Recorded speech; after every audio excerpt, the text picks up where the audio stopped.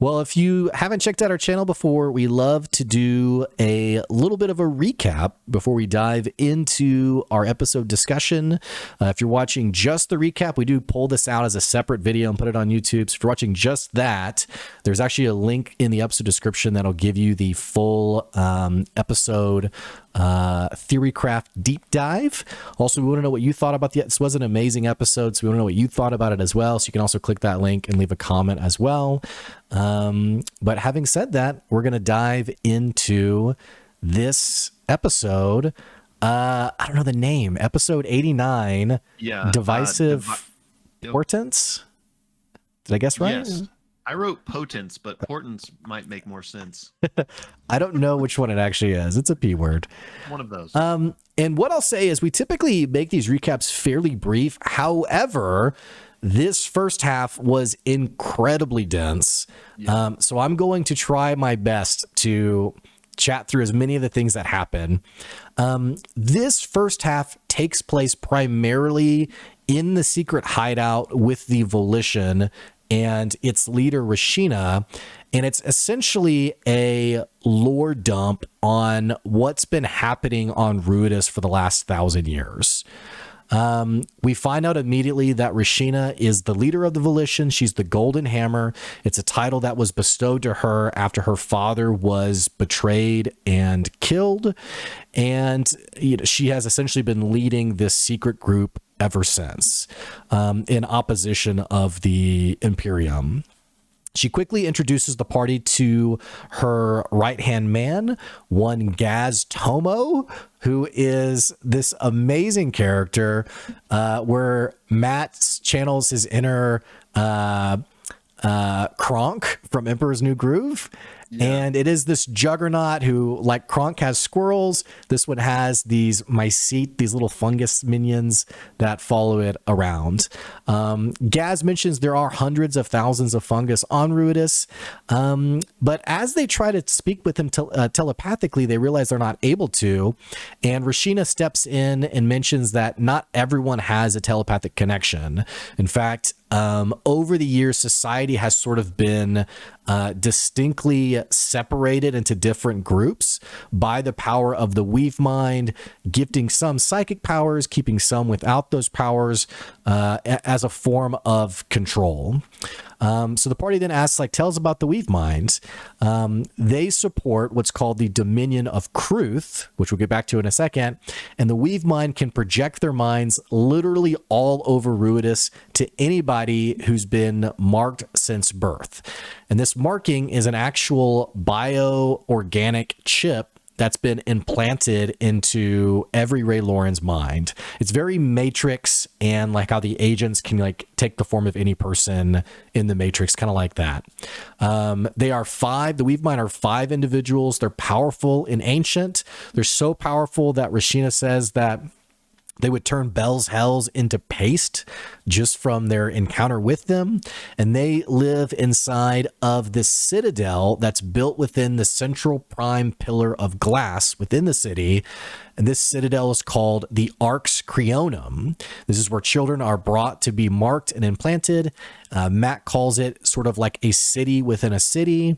And beneath the Arx Creonum is where excavations have been happening, presumably to wake Predathos. Rashina, however, has had her device removed, and she points to a scar on the back of her head. And presumably everyone within the Volition has had these devices removed. They ask more about the Weave Mind, what was there before the Weave Mind? And Rashina mentions that at 4 points in history, civilization on Ruidus has been entirely reset. Kravirus has been rebuilt twice, that they know of, and that when that's happened, only the central pillar has remained. The party asks, what's the deal with Predathos? Do people worship Predathos? And Rashina says, actually, people on Ruidus are not religious. They don't see Predathos as an active deity, and seemingly Predathos only speaks to the Weave Mind themselves. And there's this interesting conversation with Imogen about asking, why does Predathos seem so connected to people on Exandria and not his own people, to which Rashina doesn't really have much of an answer. They ask more about the history of Ruidus, and Rashina says that before the Weave Mine, there was the Collective, which was a group of societies all over Ruidus, but then there was this event called the Crush, that forced all societies to disband and come together under the power of the Imperium. This crush was one example of these massive earthquakes that typically have happened every few years, but in the last previous several months, it's been happening more and more often. Now they happen about once a week. The crush specifically was one of these earthquakes that happened 3 centuries ago. It was so strong that it actually destroyed most of the surface of Ruidus along with many of its cities. The Weave Mine themselves, I mentioned how Rashina said that together they're kind of unstoppable. And there's very much like a Palpatine-esque form of like, they have a bunch of like biological people who are like keeping them alive and doing things like that. Chet asks about if they can get one of these implants, presumably to use the harness on it. And then they ask like, what is this Dominion of Kruth that you mentioned? And they find out the Dominion of Kruth is sort of like if the Weave Mine is like the spiritual center of the Imperium, the Dominion of Kruth are the inspirational center. They're the military, like hoorah forces in the city. And they are run by the Sunder King, Ozo Kruth, and his like immediate band is called The Will. They have a psychic connection to the beasts of the land, and Matt mentions including the Slither Lords, which they're just like, oh my gosh, what? And again, so the Weave Mine are like the spiritual leaders. Ozo and his group are like the center of strength on the city. There's also another group called the Tectus, and Rashina calls them sort of like the bloodstream between the Weave Mind and then like society itself and like societal norms. They're kind of like the street level society of the city, and they have someone on the inside, seemingly an ace up their sleeve.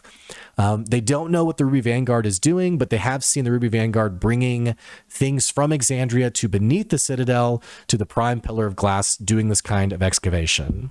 They also know that since the Vanguard have arrived, there's been lots of days of celebrations, festivals, jovial music, all of this stuff hyping up what's been called the Blue Promise, seemingly people who are in league with the Weave Mine being able to one day go to Exandria.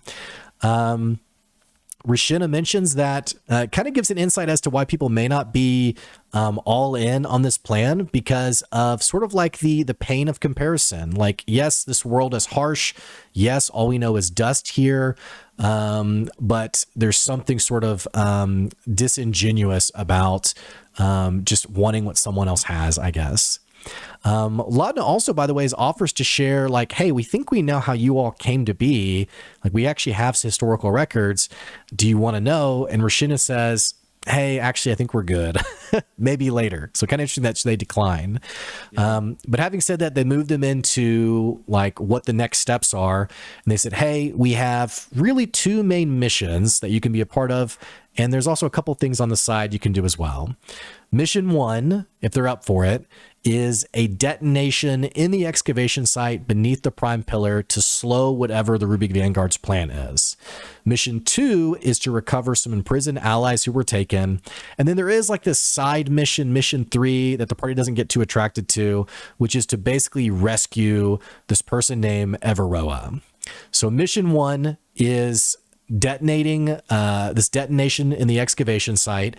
Rashina mentions that the excavation site is led by Sorrow Lord Zethuda, who's Fern's dad, and that they also did a previous detonation where the entire detonation team were killed except for one survivor, who is now leading the second detonation mission. That survivor is, of course, Ira Wendigoth, which the party's like, kind of interesting that you were the only survivor. Yeah.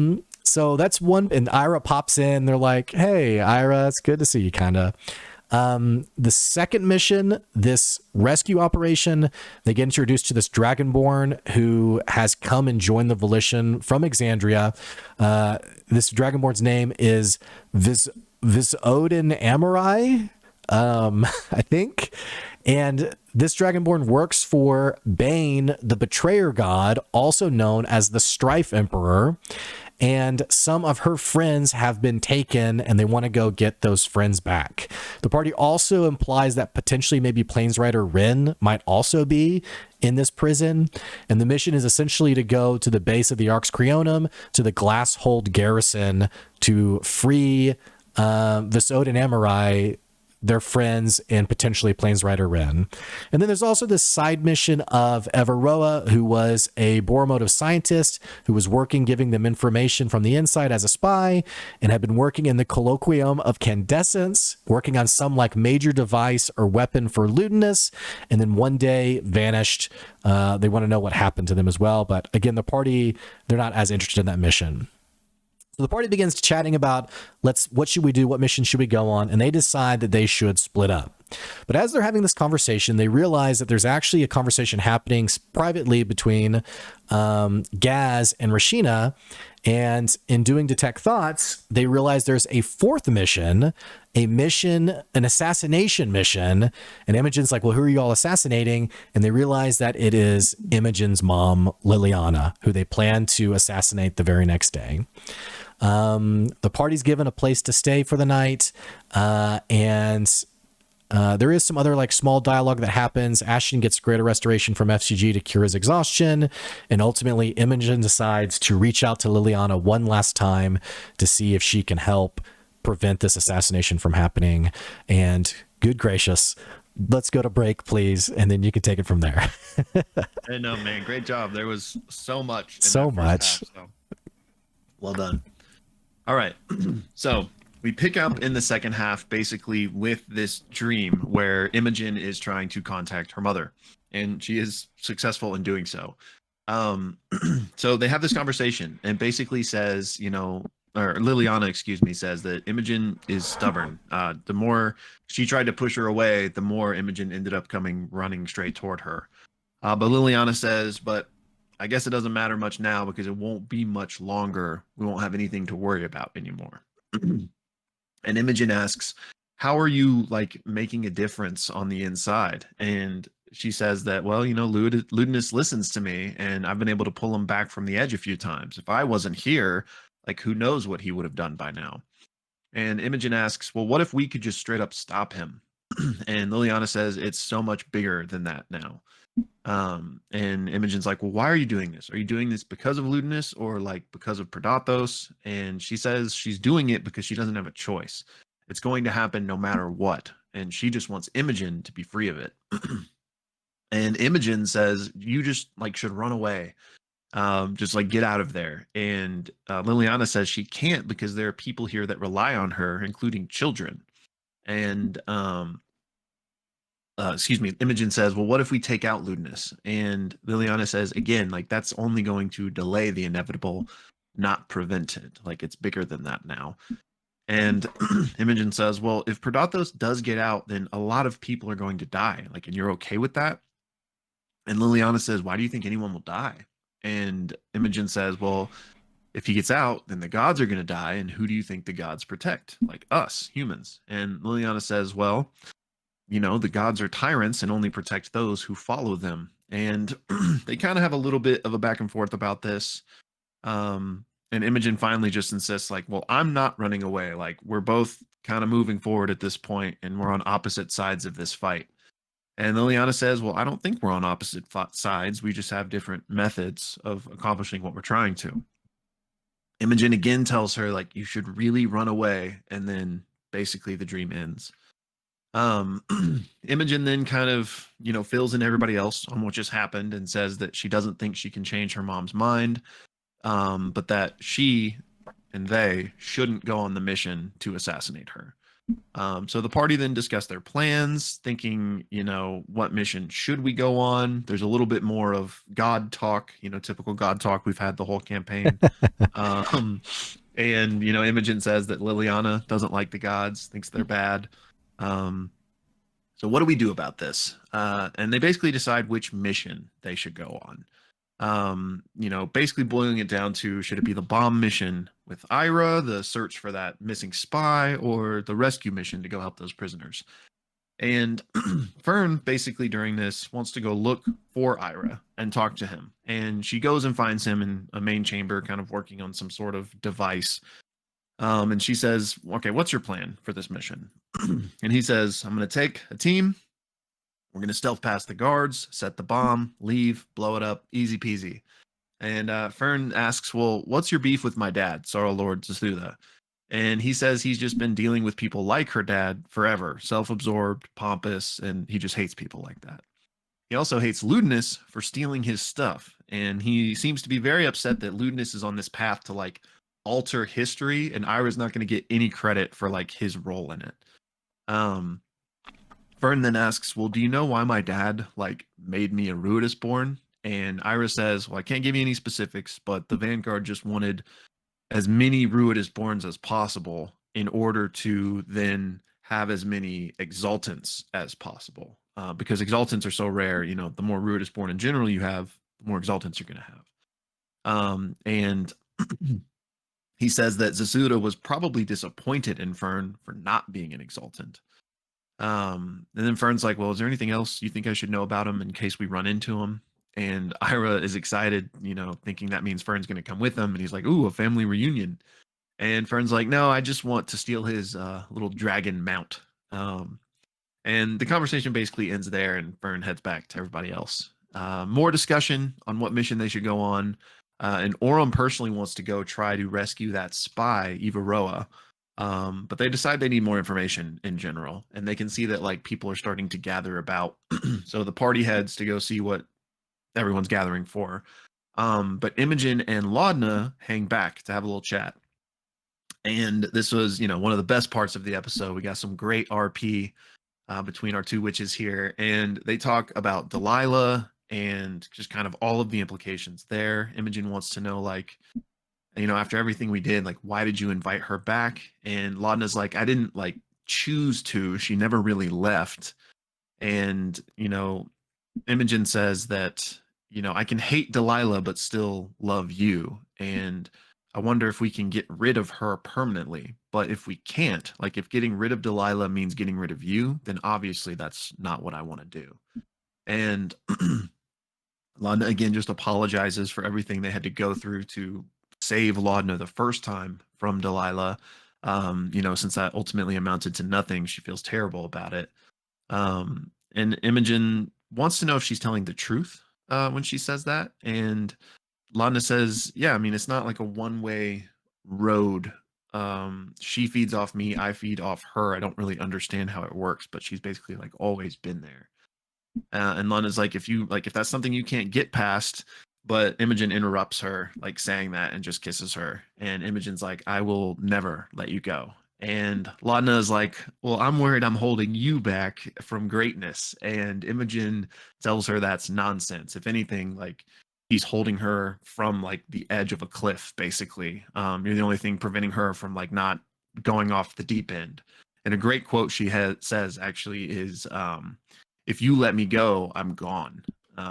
So great moment. Sorry, I lost where I was in my notes here.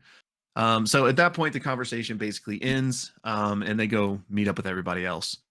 So in this meeting, Raishana asks the party, so what mission do you guys want to do? And they ask for a little bit more info. So some kind of basic mission details are given about each, and kind of an above the table thing. Matt is like, you know, this one would be good for stealthing, like this one's good for, you know, high charisma, that type of conversation. And so ultimately, we have Orem, Chetney, Imogen, and Laudna decide to go on the infiltration team. And we have Ashton, FCG, and Fern going on the bomb team with Ira. So Ira is very excited that Fern is joining him, and the party tell her, you know, watch your back.